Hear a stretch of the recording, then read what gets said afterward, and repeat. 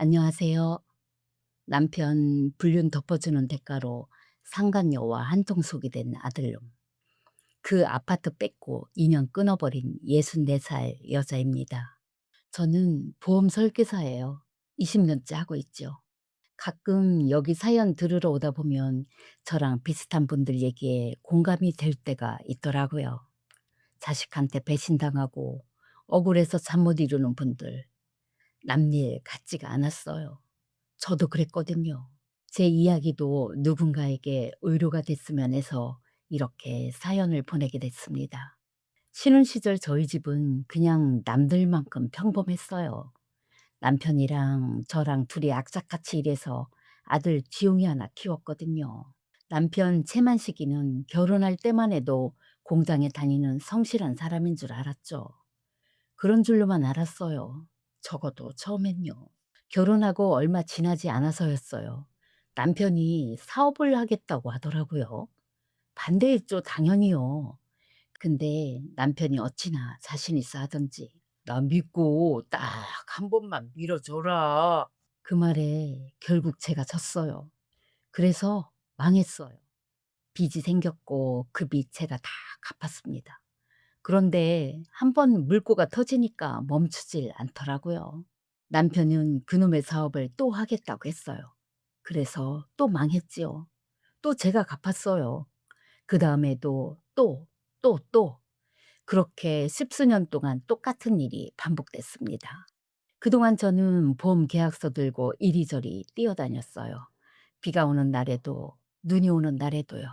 구두 밑창이 다르면 수선집 가서 붙이고 또 다르면 또 붙이고 발가락에 물집이 잡혀서 터지고 진물이 나도 반창고 하나 붙이고 또 걸었습니다. 그렇게 20년을 제 몸 갈아 넣어서 이 집구석 먹여 살렸어요. 남편이 고맙다고 했냐고요? 안 했어요. 한마디도. 내 남편이니까, 우리 지용이 아빠니까 내가 참고 일하면 언젠가는 해뜰 날이 있겠지. 그러려니 했습니다. 그렇게 사업이랍시고 몇 번을 날려먹고 나더니 남편이 그냥 집에 눌러앉아 버렸어요. 그게 벌써 10년입니다. 설거지 안 된 그릇이 개수대에 쌓여가고 거실 소파는 남편 무게 때문에 한쪽이 푹 패였지요. 제 취업이요? 꿈도 안 꿔요. "이 나이 먹고 내가 어딜 가냐." 이게 입버릇이었거든요. 일을 안 하면 돈이라도 아껴야 할 텐데 카드는 제 통장에서 꼬박꼬박 빠져나가더라고요. 골프 모임, 동창회, 술값, 20년 동안 제 땀방울 섞인 그 카드값이 남편이 일을 손을 놓은 뒤에도 줄어들질 않았어요. 그래도 참았습니다. 20년을 그렇게 살아왔는데 이제 와서 싸워 뭐하나 싶었거든요. 그 세월 속에 우리 지용이도 어느새 35이 됐어요. 그런데 이놈이 어느 날부터 독립 얘기를 꺼내더라고요. "엄마, 나도 이제 내 집에서 살고 싶어. 아파트 하나만 해 줘. 그래야 나도 번듯한 여자 만나서 결혼도 하고 그러지." 가슴이 덜컥 내려앉더라고요. "지용아, 엄마가 지금 그 큰돈이 어딨어. 우선 전세부터 시작해. 나중에 엄마가 방법 찾아볼게." 제 말에 지용이가 아무 말 없이 일어나는데 그 표정을 보셨어야 해요. 마치 제가 당연히 줄 걸 안 주는 나쁜 엄마라도 된 것처럼 아주 차갑게 식어서 방으로 들어가 버리더라고요. 그날 이후로 지용이는 저랑 눈도 안 마주치고 집안을 얼음장처럼 만들었습니다. 아들은 입 꾹 닫고 눈치만 주는데 정작 일도 안 하는 남편은 뭐가 그렇게 즐거운지 콧노래를 부르고 외출이 잦아졌어요. 나가는 횟수가 늘고 늦게 들어오고 집에 오면 인사도 없이 욕실로 직행하고 전화기는 꼭 손에 쥐고 화장실에 들어가고요. 어느 날이었어요. 세탁기 돌리려고 남편 셔츠를 집어들었는데 거기서 냄새가 났어요. 달콤하고 진한 여자 향수 냄새요. 남편이 쓰는 스킨 냄새가 아니었죠. 심장이 철렁했지만 저는 그 셔츠를 그냥 세탁기에 넣었습니다. '남의 향수가 묻을 수도 있지. 내가 너무 예민한가 보다.' 하고 오히려 제 자신을 다그쳤죠. 하지만 마음 한구석이 계속 찝찝해서 며칠 뒤 지용이랑 단둘이 밥 먹는 자리에서 조심스럽게 꺼냈어요. "지용아, "요즘 아빠가 좀 이상한 것 같지 않니? 들어오는 시간도 그렇고 냄새도." 그랬더니 지용이가 젓가락을 딱 내려놓더라고요. 저를 보는데 눈빛이 아파트 안 해 준다고 했을 때보다 더 차가웠어요. "엄마, 아빠가 그럴 사람이야? 솔직히 말해 봐. 엄마 요즘 갱년기 아니야? 그 나이 때는 여자들이 원래 예민해져서 사람 잡는다잖아. 자꾸 이러면 나 진짜 엄마 안 보고 살 거야. 아빠 좀 그만 괴롭혀라." 화를 내는 것도 아니고 따지는 것도 아니었어요. 그냥 처음부터 그 대답을 준비해 뒀던 사람처럼 딱 잘라서 말하는 거예요. 지용이가 그렇게 말하는데 이상하게 반박이 안 나왔어요. '내가 진짜 예민한 건가? 내가 미쳐가는 건가?' 결국 저는 고개를 숙였습니다. 그리고 미안하다고 했어요. 20 년을 뒷바라지한 내가 내 아들한테 남편 의심했다고 사과를 했습니다. 그리고 부엌으로 들어와 고무장갑을 꼈는데 손이 덜덜덜 떨리더라고요.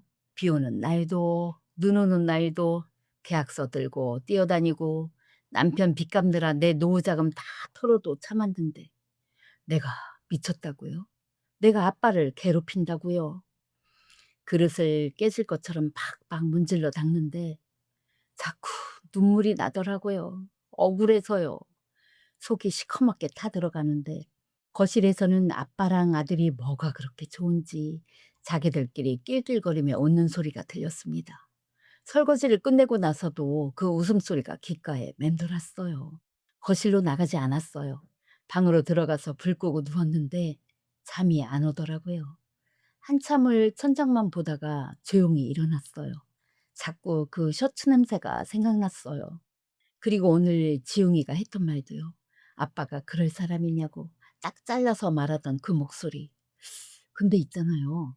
아들이 그렇게 확신을 갖고 말하려면 뭔가 알고 있어야 하는 거 아닌가요? 그 생각이 드는 순간 잠이 확 달아났지요. 남편 지갑에서 카드를 꺼내 확인한 적은 있어도 명세서를 처음부터 들여다본 적은 없었거든요. 서랍에서 지난 몇 달치 명세서를 꺼냈어요. 형광등 불빛 아래에서 한 줄씩 훑었습니다. 있었어요. 특급 호텔, 2명 조식, 날짜를 손가락으로 짚어봤어요. 제가 출장 간 날이었어요. 다음 장을 넘겼습니다. 또 있었어요. 그 다음 장도 넘겨봤어요. 또 있었어요. 제가 야근한 날, 외부 교육 나간 날, 제가 집을 비운 날마다 있었어요. 그 사람이 제가 없는 날을 골라서 다녔다는 거잖아요. 명세서를 덮었어요. 불도 안 켜진 거실에 혼자 앉아 있었지요. 누구한테 전화할 수가 없었어요. 자식한테도 말 못하고 친구한테도 말 못하고 그냥 혼자 그 자리에 있었습니다. 이상하게 눈물도 안 나왔어요. 너무 황당하면 눈물도 안 나오나 봅니다. 그날부터 남편 카드 명세서를 매달 챙겨봤어요. 호텔 내역이 계속 나오더군요. 한 달에 2번, 3번씩요. 그러다 어느 날 남편이 골프 친다고 나간다고 했어요. 저도 나왔어요. 남편 모르게요. 남편 차를 멀찍이서 따라갔는데 골프장 방향이 아니더군요. 차가 멈춘 곳은 주택가 안쪽 아파트 단지였어요. 낮에도 조용한 동네였지요. 남편이 차에서 내리더군요. 그러자 아파트 입구에서 여자 하나가 나와 있었어요. 마흔은 조금 넘어 보였습니다. 머리를 길게 늘어뜨리고 남편한테 달려가더니 자연스럽게 팔짱을 끼더라고요. 그리고 남편이 활짝 웃었습니다. 저한테는 몇 년째 그 표정 한 번을 안 보여줬는데 저 여자한테는 저렇게 웃더라고요. 차 안에 앉아서 그 모습을 봤어요. 핸들을 꽉 잡고 있었는데 손에 땀이 차더군요. 분하기도 했고 서럽기도 했고 그냥 힘이 쭉 다 빠지는 것 같았지요. 20 년을 같이 산 사람이었거든요. 집에 돌아와서 생각했어요. 아무리 생각해도 이걸 혼자 끌어안고 있을 수가 없었어요. 그래서 또 지용이한테 연락했지요. 이번엔 증거가 있었으니까요. 지용이를 불러냈어요. 명세서 사진도 찍어뒀고 그날 남편이랑 그 여자 모습도 찍어뒀거든요. 지용이 앞에 핸드폰을 내밀었어요. "지용아 이거 봐봐. 이거 봐. 아빠 호텔 내역이야." 그리고 이건 엄마가 직접 찍은 사진이야. 엄마가 예민한 거 아니지? 지용이가 핸드폰을 받아서 봤어요. 근데 표정이 이상했어요. 놀라지 않았어요. 조금도요. 그냥 화면을 보다가 핸드폰을 내려놓더니 저를 한번 훑어보더라고요. 엄마, 증거는 무슨 증거야? 사진 한 장 찍어 온 게 증거야? 이러다가 엄마가 아빠한테 괜히 난리쳤다가 집안만 더 뒤집어지면 어떡할 거야? 그냥 넘어가. 엄마가 뭘 한다고 그래? 저는 황당해서 말이 안 나왔어요. 지용이가 가방을 들고 일어섰습니다. 그리고 나가버렸어요. 저는 혼자 남아서 핸드폰 화면을 봤습니다. 분명히 찍혔는데, 분명히 보여줬는데, 그래도 저 아이는 제 편이 아니었어요. 그렇게 또 며칠이 지났어요. 그날은 저녁 약속이 일찍 끝났어요. 집에 들어가려고 현관문 손잡이를 잡는데 안에서 목소리가 들리더라고요. 남편이랑 지용이었어요. 저는 안으로 들어가지 않고 문 앞에 잠시 서 있었습니다. 남편 목소리가 낮았어요. 누군가를 설득하는 그런 목소리였습니다. 지용아, 아빠가 이번 일만 잘 마무리되면 네 아파트 문제 아빠가 해결해 준다고 했잖아. 엄마한테는 그냥 아빠가 좀 힘든 시기라고만 해줘라. 엄마가 예민하게 굴지 못하게 네가 좀 막아달라고. 알았어? 현관 앞에 서서 그 말을 들었어요. 아파트. 그 한마디면 충분했어요. 지용이가 왜 그랬는지 단번에 다 이해가 됐죠. 그리고 잠시 후 지용이 목소리가 들렸어요. "아빠, 아파트는 확실한 거죠?" 갱년기 소리 들었을 때도 참았어요. 증거 들이밀었는데 외면당했을 때도 참았어요. 근데 아파트 확실한 거냐는 아들 목소리를 들으니 눈물이 왈칵 쏟아지더군요. 남편한테 배신당한 건 그래도 남편 얘기예요. 근데 지용이는요? 20년 동안 제가 먹여 살리고 키운 제 자식이잖아요. 그 자식이 아파트 한 채에 엄마를 팔았어요. 저는 조용히 문을 닫았습니다. 들어가지 않았어요. 계단에 앉아서 한참 있었지요. 겨울이 오려는지 복도가 싸늘했어요. 찬 계단 바닥이 엉덩이로 느껴졌는데 일어날 생각이 안 나더라고요. 눈물이 다 마를 때까지 그냥 앉아 있었어요. 그리고 눈물이 멈추고 나서 처음으로 이런 생각이 들었어요. 이대로 당하고만 살 순 없다. 저는 계단에서 일어났어요. 눈물은 다 말라 있었어요. 대신 머릿속에 이상하게 차가워졌습니다. 울 때는 아무것도 안 보이는데 눈물이 멈추고 나면 오히려 선명해지는 것들이 있어요. 그날 밤 저는 처음으로 이런 생각을 했어요. 남편이 아들한테 아파트를 해결해 준다고 했잖아요. 근데 저는 그 사람 통장에 돈이 없다는 걸 알아요. 20년 동안 사업 말아먹을 때마다 제가 다 갚아줬으니까요. 그러면 그 돈이 어디서 나오는 거겠어요? 그래서 저는 다음 날부터 움직였어요. 저는 보험 설계사예요. 남의 계약서 들여다보는 게 20년 일이에요. 약간 한 줄 한 줄 뜯어보는 게 제 습관이잖아요. 그 눈으로 이번엔 우리 집 살림을 들여다봤습니다. 남편이 사업 망할 때마다 가져간 돈들, 첫 번째 사업 때 빚이 얼마라고 했는지, 두 번째 때 얼마라고 했는지, 그때마다 제가 보내준 돈이 얼마였는지 등등 20년치 통장 거래 내역을 꺼냈어요. 형광등 불빛 아래에서 밤새 들여다봤지요. 숫자들이 맞지 않았어요. 제가 보내준 돈이랑 실제로 갚아진 빚이랑 차이가 있었습니다. 처음엔 제가 계산을 잘못한 줄 알았어요. 다시 했어요. 또 다시 해봤어요. 그런데 틀리지 않았어요. 20년 동안 제가 보내준 돈 중에 빚 갚는 데 쓰이지 않은 돈이 있더라고요. 혼자서 확인할 수 있는 건 한계가 있었습니다. 그래서 변호사를 찾아갔지요. 제가 20년 동안 관리해온 VIP 고객 중에 재산 분할 전문 변호사가 있었거든요. 변호사 사무실에 앉아서 20년치 서류를 꺼냈어요. 통장 내역, 빚 상환 내역, 남편 명의 계좌들. 변호사가 한참 들여다보더니 말했습니다. 박 선생님, 이거 단순한 생활비 문제가 아니네요. 남편분이 빚 상환 명목으로 받아간 돈 중에 실제로 갚지 않고 빼돌린 금액이 있어요. 오래된 거라 추적이 쉽지는 않은데 흔적이 남아있으면 찾을 수 있겠어요. 그 말을 들었을 때 분하기도 했는데 이상하게 손이 안 떨렸어요. 오히려 냉정해지더라고요. 변호사한테 또 물어봤어요. 아들한테 아파트를 해주기로 한 게 아직 계약 전 단계면 그 돈의 출처를 문제 삼을 수 있냐고요. 비자금이 입증되면 재산 분할 때 다 끌어올 수 있어요. 그리고 아드님이 그 사실을 알면서 공모했다는 게 입증되면 법적으로도 문제가 될 수 있고요. 박 선생님, 증거 모으실 수 있겠어요? 증거요. 저 20년 동안 고객 계약서 관리하면서 서류 하나 빠뜨린 적 없는 사람입니다. 저는 그날부터 조용히 움직였어요. 티 안 나게요. 집에서는 평소랑 똑같이 살았죠. 밥 차리고 설거지하고 남편 카드값 내고. 근데 속으로는 달랐어요. 남편이 과거에 빚이라고 가져간 돈들, 실제 채권자한테 확인할 수 있는 건 다 확인했어요. 빚 갚는 데 쓰이지 않고 남편 명의 다른 계좌로 빠진대요. 변호사랑 함께 하나씩 추적했지요. 그리고 지용이 쪽도 챙겼어요.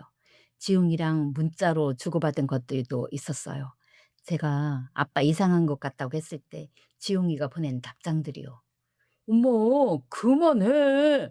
아빠 건드리지 말라고. 엄마 때문에 집안이 이 꼴이야. 다 캡처해뒀어요. 그리고 현관 앞에서 들은 그 대화 있잖아요. 확실한 거죠? 그건 제가 직접 들은 거니까 진술서로 쓸 수 있다고 변호사가 그러더라고요. 그러던 어느 날이었어요. 남편이 저한테 이혼 얘기를 꺼내더라고요. 처음엔 빙빙 돌려서 말하더군요. 우리 사이가 너무 멀어진 것 같다. 이쯤에서 각자 사는 게 낫지 않겠냐? 이렇게요. 저는 조용히 들었어요. 화내지 않았어요. 따지지도 않았어요. 한번 생각해 볼게요. 남편이 좀 당황한 것 같았어요. 싸울 줄 알았는지 멈칫하더라고요. 저는 그냥 부엌으로 들어갔습니다. 생각해 보고 싶었거든요. 정말로요. 이혼을 해주는 게 나한테 이득인지, 안 해주는 게 이득인지. 그리고 변호사한테 전화했어요. 지금 이혼하시면 안 돼요.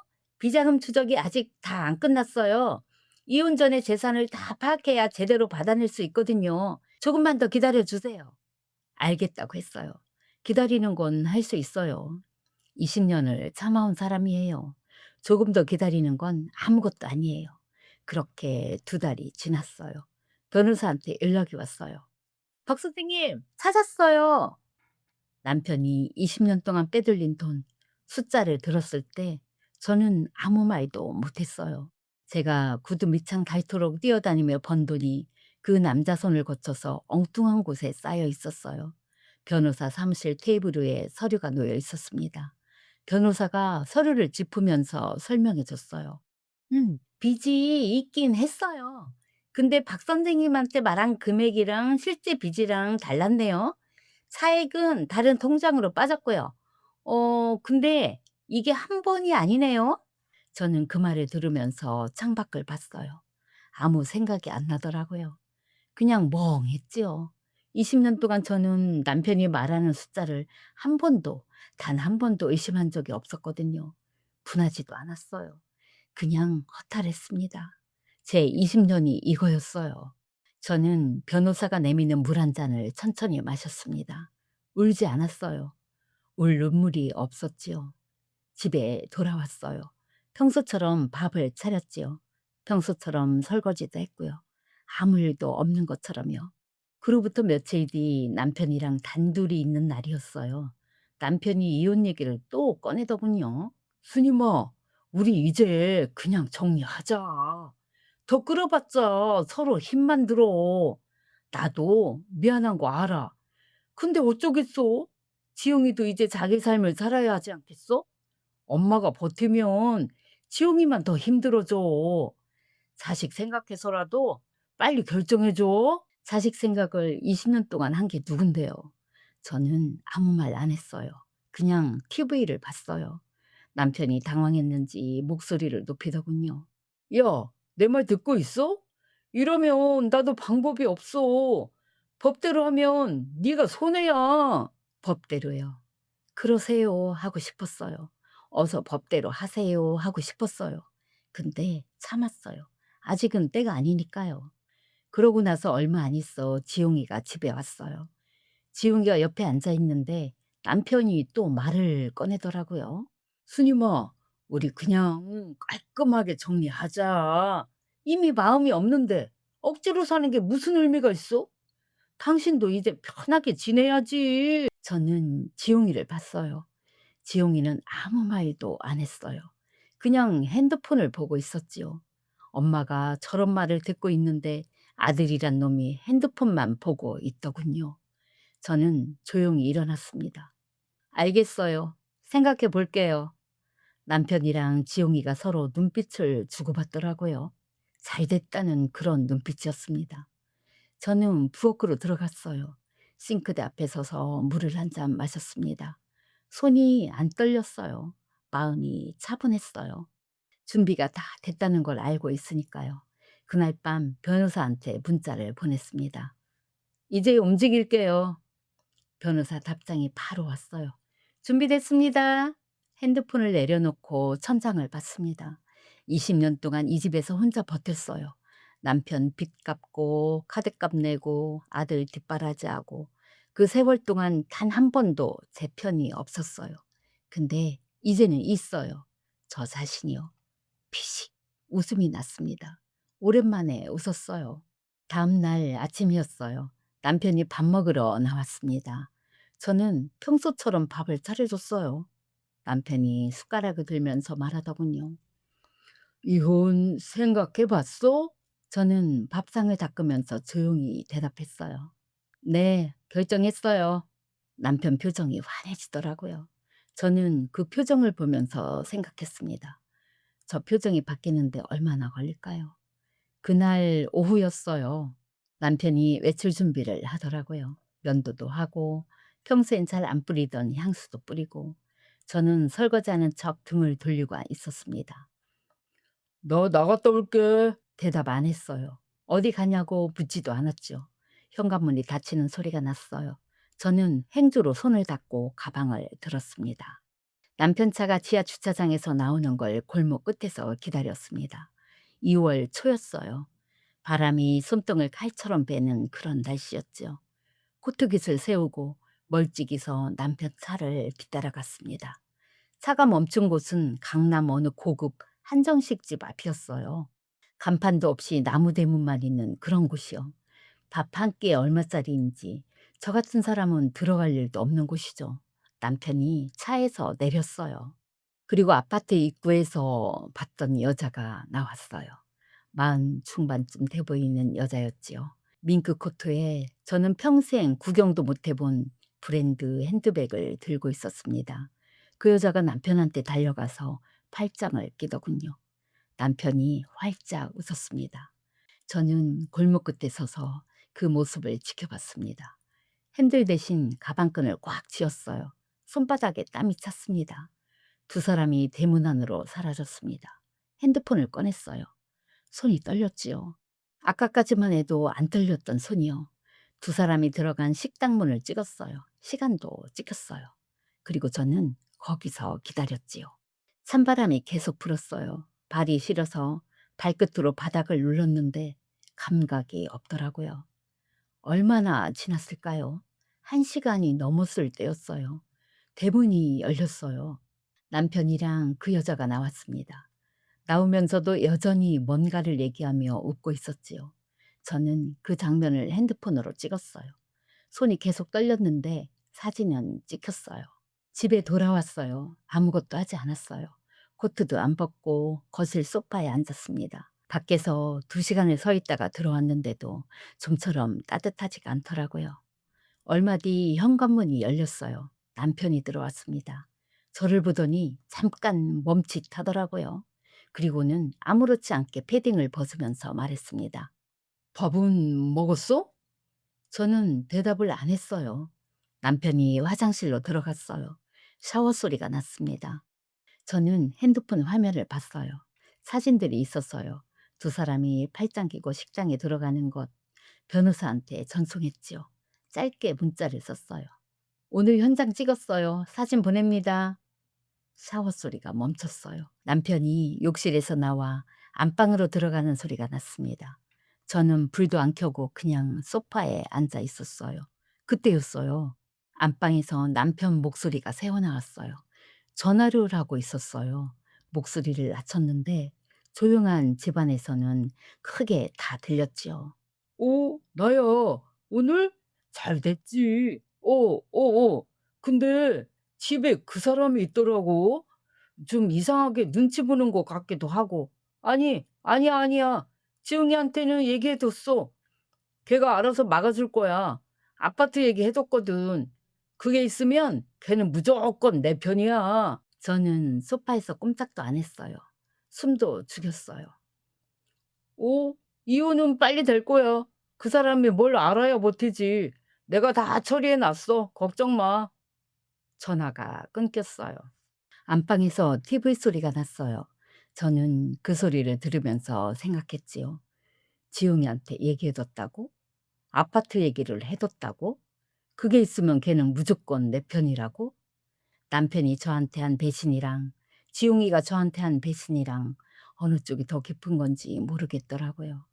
20년 동안 저는 지웅이한테 매일 밥을 차려줬어요. 학원도 보냈지요. 대학 등록금도 냈지요. 취업 안 된다고 방에 들여박혔을 때 문 두드리며 괜찮다고 했었습니다. 그런 내 목숨과 다를 바 없는 아이가 아파트 한 채에 엄마를 팔았어요. 저는 그날 밤 한숨도 못 잤어요. 근데 이상하게 눈물은 안 나오더라고요. 눈물이 나려면 아직 뭔가가 남아있어야 하는데 그 안에서 무언가가 완전히 꺼진 것 같았습니다. 다음 날 변호사한테 전화가 왔습니다. 박 선생님, 어젯밤 사진 잘 받았어요. 그리고 제가 추가로 확인한 게 있는데요. 상간녀 이수정 씨 명의로 된 보험 계약이 있네요. 피보험자가 최만식 씨예요. 그리고 계약자도 이수정 씨인데 납입 출처 계좌가 최만식 씨 명의 통장으로 돼 있어요. 저는 잠깐 멈췄어요. 그게 무슨 말이에요? 남편분 돈으로 상간녀 명의 보험을 들어놨다는 거예요. 그것도 박 선생님 모르게요. 사망보험금 수령자가 이수정 씨로 되어 있고요. 저는 보험 설계사예요. 그 말이 무슨 뜻인지 단번에 알아요. 남편이 죽으면 그 돈이 그 여자한테 가도록 설계해놨다는 말이에요. 제가 20년 동안 그 남자 빚 갚아주고 생활비 대고 노후자금 털어서 번 돈으로요. 저는 아무 말도 안 했어요. 박 선생님? 네네, 알겠어요. 전화를 끊었어요. 핸드폰을 내려놓고 창밖을 봤습니다. 2월 하늘이었어요. 구름 한 점 없이 파랬는데 햇빛은 하나도 따뜻하지 않았어요. 남편이 이혼을 서두르는 이유가 이거였구나. 재산 분할 전에 손 털고 나가서 보험금까지 그 여자한테 넘기려는 거였구나. 지용이가 엄마 편을 안 드는 이유도 이미 알고 있고 이제 다 봤어요. 근데 이상하게 무너지지 않았어요. 오히려 머릿속이 차가워지더라고요. 이 사람들이 원하는 게 뭔지 정확하게 알았으니까요. 그리고 저는 그걸 줄 생각이 하나도 없었습니다. 그날 저는 보험 계약서 파일을 꺼냈어요. 20년 동안 제가 관리해온 계약서들이요. 그 안에 우리 집 계약서도 있었지요. 남편 명의로 된 것, 제 명의로 된 것, 공동 명의로 된 것. 한 장 한 장 꺼내면서 밑줄을 쳤어요. 보험 설계사가 자기 집 보험약관을 이렇게 꼼꼼히 들여다본 게 20년 만에 처음이었어요. 웃기죠? 남 거는 이렇게 챙겨줬는데 정작 제 거는 그냥 믿고 살았던 거예요. 이제부터는 달라져야죠. 그러던 어느 날이었어요. 거실 소파 쿠션 사이에서 종이 한 장이 나왔어요. 지웅이가 다녀간 날 흘리고 간 거였죠. 아파트 입주 안내문이었습니다. 입주 지정일, 동호수, 관리비, 납부계좌, 깔끔하게 인쇄된 종이요. 저는 그걸 펼쳐서 날짜를 손가락으로 짚었어요.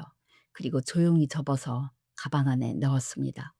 변호사 사무실에 서류를 들고 다시 찾아갔어요. 변호사가 책상 맞은편에 앉아서 말했지요. 박 선생님, 이제 준비 다 됐어요. 언제 움직일지만 결정하시면 됩니다.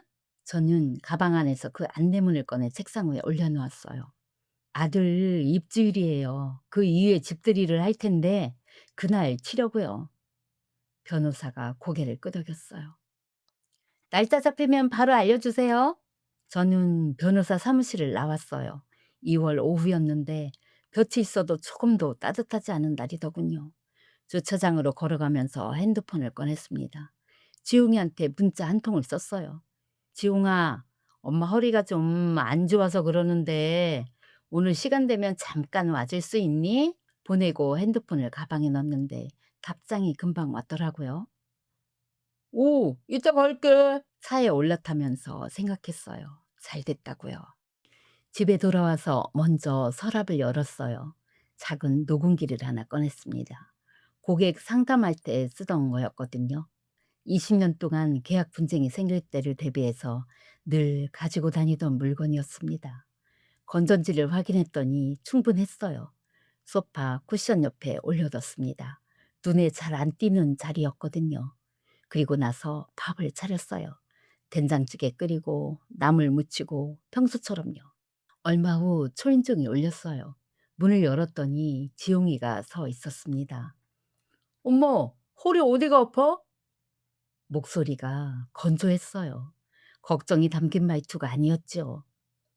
들어와, 밥 차렸어. 밥은 됐고, 어디가 아프냐고. 그러면서도 지용이는 안으로 들어왔습니다. 앉아봐, 금방 차려줄게. 밥상을 다 차리고 지용이 맞은편에 앉았어요. 지용이는 찌개를 한 숟갈 떠먹더니 핸드폰을 꺼내 들었어요. 저는 그 모습을 보면서 말했습니다. 지용아, 엄마가 물어볼 게 하나 있는데, 뭐? 아빠 요즘 어떻게 지내는지 알아? 지용이가 핸드폰에서 눈을 들었어요. 내가 어떻게 알아? 나도 바쁜데. 그래? 아빠 연락 안 해? 뭐, 가끔 하지. 왜? 그 여자랑 자주 만나는 거 알아? 지용이가 숟가락을 내려놨어요. 엄마, 또 시작이야? 시작이 아니야. 엄마가 직접 봤어. 뭘 봤는데? 강남 한정식집 지난주 수요일. 지용이 얼굴이 굳어졌어요. 엄마, 그거 알아? 그거 진짜 스토킹이야, 스토킹. 남편 미행하고 사진 찍고 그게 정상적인 행동이야? 솔직히 엄마 걱정된다, 진짜. 목소리가 차분하더군요. 화내는 게 아니었어요. 그게 더 서늘했어요. 엄마 요즘 많이 이상해. 아빠한테 집착하는 것도 그렇고 이러다가 진짜 문제 생기면 어떡할 거야. 병원 한번 가봐라. 걱정돼서 하는 말이야. 지용이 얼굴을 봤어요. 걱정하는 사람 눈빛이 아니었어요. 계산하는 사람 눈빛이더군요. 지용아, 왜? 엄마가 이상한 거야? 아니면 네가 알면서 모른 척하는 거야? 지용이가 피식 웃었어요. 엄마, 진짜 병원 좀 가봐. 내가 뭘 알면서 모른 척해? 아빠가 뭘 했다고? 저는 더 말하지 않았어요. 지용이가 일어났습니다. 나 간다. 엄마, 제발 아빠 그만 좀 건드려. 이러면 나도 엄마 안 보고 살 거야. 진짜야. 현관문이 닫혔어요. 저는 소파에 그대로 앉아 있었지요. 쿠션 옆에 올려둔 녹음기를 집어들었습니다. 정지 버튼을 눌렀어요. 다 담겼더군요. 병원 가보라는 말도, 스토킹이라는 말도, 엄마 안 보고 살 거라는 말도. 저는 녹음기를 손에 쥔 채 한참 있었어요. 찌개가 끓어넘치는 소리가 들렸습니다. 부엌으로 가서 불을 껐지요. 텅 빈 주방 안을 들여다봤어요. 밥은 차렸는데 먹을 사람이 없더군요. 원래부터 없었던 거겠지만요. 그날은 일찍 잠자리에 들었어요. 누웠는데 잠이 안 왔습니다. 천정만 봤어요. 지웅이가 한 말이 머릿속에서 맴돌았어요. 스토킹이야. 병원 가봐. 엄마 안 보고 살 거야. 저 아이가 처음부터 저렇게 말하도록 준비가 돼 있었던 거더군요. 아버지한테 배운 거겠지요.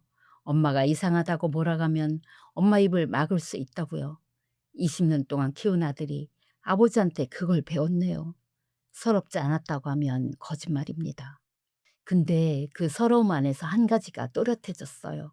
이 사람들은 제가 아프거나 무너지길 기다리고 있다는 거였지요. 울면 지는 겁니다. 무너지면 저 사람들이 원하는 대로 되는 거니까요. 눈을 감았습니다. 내일 할 일을 생각했어요. 다음 날 아침 밥을 차렸어요. 남편 목도 챙겼어요. 평소처럼요. 남편이 식탁에 앉아서 숟가락을 들더니 말했습니다. 이혼 생각해 봤어? 국을 퍼주면서 대답했어요. 네, 결정했어요. 남편 표정이 환해지더군요. 그 표정을 보면서 부엌으로 들어갔어요. 싱크대 앞에 서서 물을 한 잔 마셨죠. 손이 안 떨렸어요.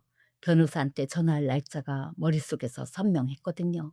그날 오후 변호사 사무실 문을 열고 들어갔습니다. 정 변호사가 저를 보더니 잠깐 멈췄어요. 제 표정이 달랐나 봐요. 박 선생님, 오늘은 좀 다른 얼굴이시네요.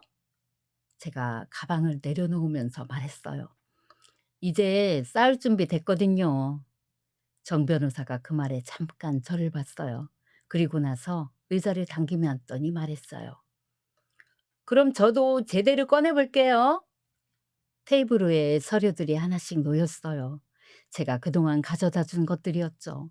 20년치 통장 내역, 남편이 빚이라고 가져간 돈과 실제 상환 금액의 차액, 상간녀명의 보험계약서, 수익자란에 선명하게 찍힌 상간녀 이름, 그리고 제가 직접 찍은 사진, 팔짱 끼고 한정식 집으로 사라지던 두 사람. 변호사가 서류를 짚으면서 말했어요. 박 선생님, 아드님한테 해주기로 한 아파트 아직 잔금 전이죠? 네. 근데 애 아빠가 뭐 어떻게든 마련해 주겠죠. 변호사가 서류 한 장을 테이블 위에 올렸어요. 민법 556조 증여 해제 조항입니다. 저는 그 종이를 내려다봤어요. 수증자가 증여자에 대해 망인 행위를 하거나 부양 의무를 저버린 경우 증여를 취소할 수 있어요. 아드님이 박 선생님한테 한 말들 있죠? 병원 가보라고, 스토킹이라고, 엄마 안 보고 살 거라고, 그거 다 녹음돼 있고 문자도 있죠? 네. 아버지 불륜을 묵인하는 대가로 아파트를 약속받은 정황, 현관 앞에서 직접 들으신 거 진술서로 쓰셨고요. 네. 변호사가 고개를 들었어요. 충분해요. 저는 고개를 끄덕였어요. 담담하게요. 변호사가 조용히 물었습니다. 박 선생님, 한 가지만 여쭤볼게요. 네, 말씀하세요. 후회 안 하실 수 있어요? 아들이잖아요.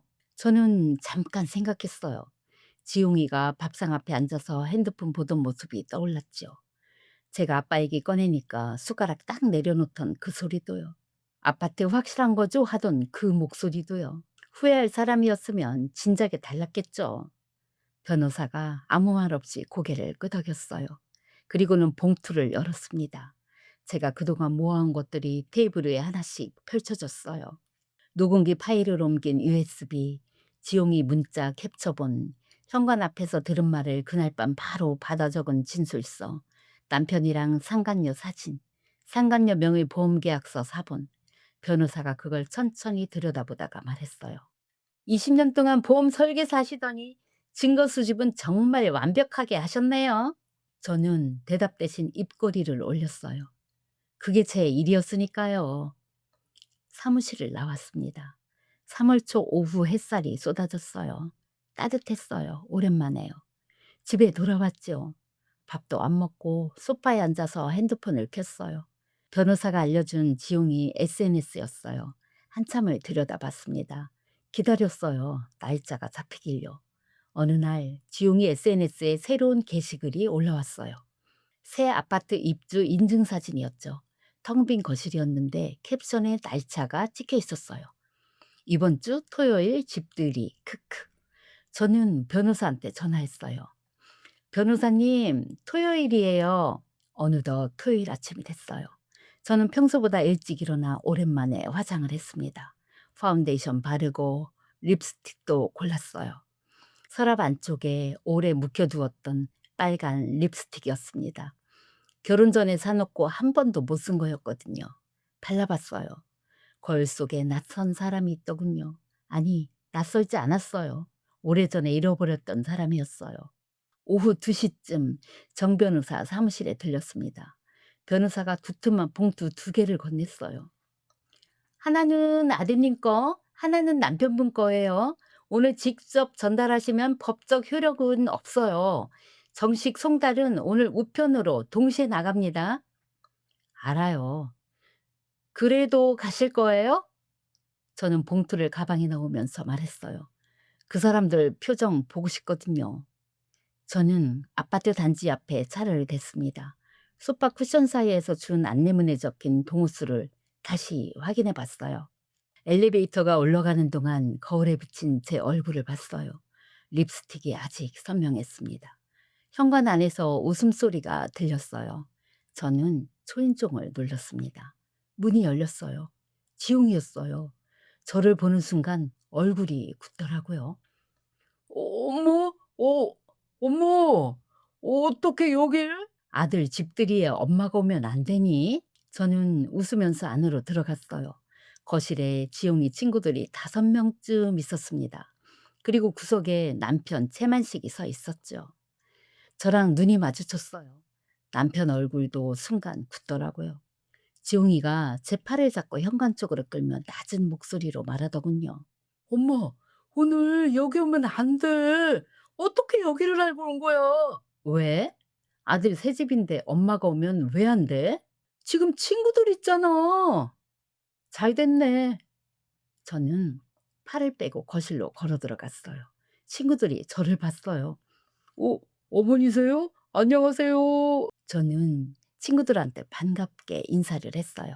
그리고는 가방 안에서 봉투를 꺼냈죠. 리본도 없고 포장지도 없는 두툼한 흰 봉투였습니다. 지용이한테 걸어가서 내밀었어요. 지용아, 이거 엄마 선물이야.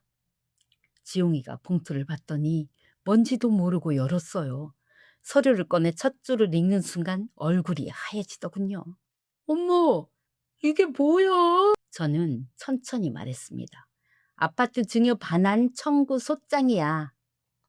지웅이가 저를 봤어요. 무슨 소리야 지금? 민법 556조. 수증자가 망한 행위를 한 경우 증여를 취소할 수 있어. 기억나지 지용아? 엄마한테 병원 가보라고 했지? 스토킹이라고도 했고 엄마 안 보고 살 거라고도 했어. 그치? 지용이 얼굴이 점점 굳어졌어요. 그거 다 녹음돼 있어. 네가 아빠 불륜 눈 감아주는 대가로 이 아파트 받기로 한 것도 현관 앞에서 엄마가 다 들었거든. 지웅이 입술이 파르르 떨렸어요. 친구들이 어색하게 굳어서 서로 눈치를 보더군요. 그때 남편이 저쪽에서 걸어왔어요. 야, 순임아, 지금 너 뭐 하는 짓이야? 저는 남편을 봤어요. 20년이었어요. 구두 밑창 닳도록 뛰어다니고 빚 갚아주고 밥 차려주고 혼자 버텨온 20년이었어요. 그 세월이 주마등처럼 스쳐가는데 눈물이 나지 않았습니다. 그냥 담담했어요. 당신도 받을 거 있어요. 가방에서 봉투를 하나 더 꺼냈어요. 이혼 소송 서류예요. 상간여명의 보험 계약서 사본도 들어있고요. 당신이 죽으면 그 돈 누구한테 가는지 수익자 이름 거기 적혀 있어요. 거실이 완전히 얼어붙었지요. 남편이 봉투를 손에 쥔 채 아무 말도 못했습니다. 지용이가 봉투를 구기면서 소리를 질렀어요. 엄마, 미쳤어? 친구들 다 있잖아. 여기가 어딘데? 저는 지용이를 봤어요. 이 아이 얼굴에서 어릴 때 모습을 찾으려고 했나 봐요. 근데 찾아지지 않았습니다. 그러니까 지금 하는 거야, 지용아. 20년 동안 엄마 혼자 다 삼켰어. 근데 너 아파트 한 채에 엄마를 팔았잖아. 친구들 앞에서 이 정도는 감수해야지. 안 그래? 지용이가 친구들 눈치를 봤어요. 친구들은 잔을 든 채 아무 말도 못하고 서 있었습니다. 가방을 챙겨 집을 나가려는데 지용이가 제 팔을 잡더군요. 엄마, 잠깐만. 우리 얘기 좀 해, 제발. 저는 지용이 손을 내려다 봤어요. 어릴 때 제 손을 잡던 손이랑 같은 손이었지요. 할 얘기는 법정에서 해. 거기서 다 들을게. 현관문을 열었어요. 등 뒤로 남편 목소리가 들렸습니다. 순임아! 저는 돌아보지 않고 엘리베이터를 탔어요. 내려가는 동안 거울에 비친 제 얼굴을 봤습니다. 립스틱이 여전히 선명했어요. 로비로 나오니 3월 저녁 바람이 온 몸을 감싸는데 꽤 개운한 게 나쁘지 않았어요. 저는 주차장으로 걸어가면서 핸드폰을 꺼내 변호사한테 문자를 날렸죠. 변호사님, 전달했어요. 수고하셨습니다. 오늘 우편 송달도 완료됐네요. 그날 저녁 저는 작은 식당에 들어가서 된장찌개 하나를 시켜 먹었어요. 뜨거운 국물을 한 숟갈 떠먹는데 이상하게 눈물이 날 것 같더라고요. 서러워서는 아니에요. 그냥 오랜만에 제가 먹고 싶은 걸 편하게 주문하는 게 기분이 묘하더라고요. 그로부터 며칠이 지났어요. 변호사한테서 전화가 왔습니다. 박 선생님, 가압류 결정 났어요.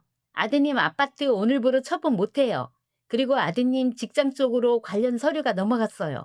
인사팀에서 연락이 갔을 거예요. 전화를 끊고 핸드폰을 내려놨어요. 지용이가 지금쯤 어떤 표정을 하고 있을지 생각했죠. 그리고 더 이상 생각하지 않았어요. 곧 남편한테서 문자가 왔습니다. 스님아, 나 좀 보자. 답장 안 했어요. 다음 날 또 왔어요. 제발 전화 좀 받아. 그것도 무시했어요. 20년 동안 제 전화 씹던 사람이 이제 와서 받으라고 난리더라고요. 그러던 어느 날이었어요. 변호사한테서 또 연락이 왔습니다. 박 선생님, 재밌는 소식이 있어요. 재밌다는 말에 저도 모르게 피식 웃음이 났어요. 남편분이 상간녀한테 들어가려고 했나 봐요. 근데 거기서 안 받아줬대요. 왜요? 남편분 비자금 통로 박 선생님이 다 막아 놓으셨잖아요. 보험 약관 대출도 공동명의 계좌도 전부요.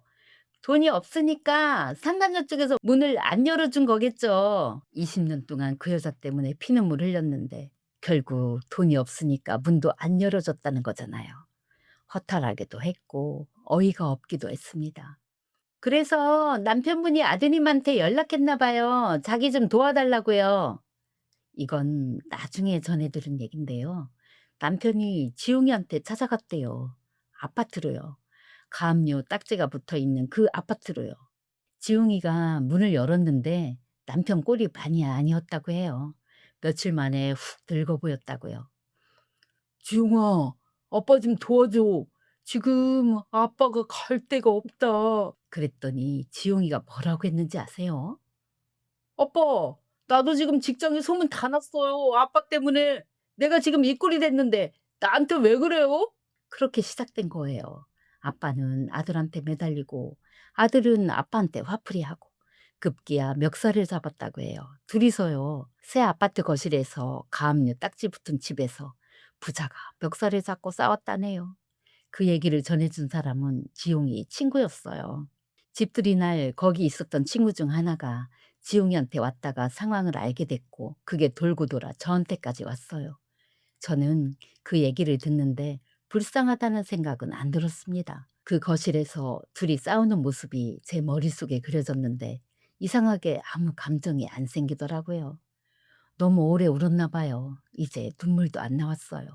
그쯤이었어요. 지용이한테서 전화가 왔습니다. 받지 않았더니 문자가 왔어요. 엄마, 나야. 전화 좀 받아줘.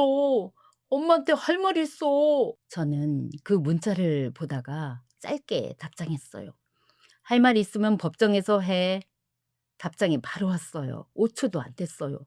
엄마, 나 진짜 잘못했어. 제발. 저는 핸드폰을 내려놨어요. 잘못했다는 말이 이렇게 빨리 오더라고요. 고민도 없이요. 아파트 가압류 나고 직장에 소문나고 아빠한테 버려지고 나서야 오는 말이었지요.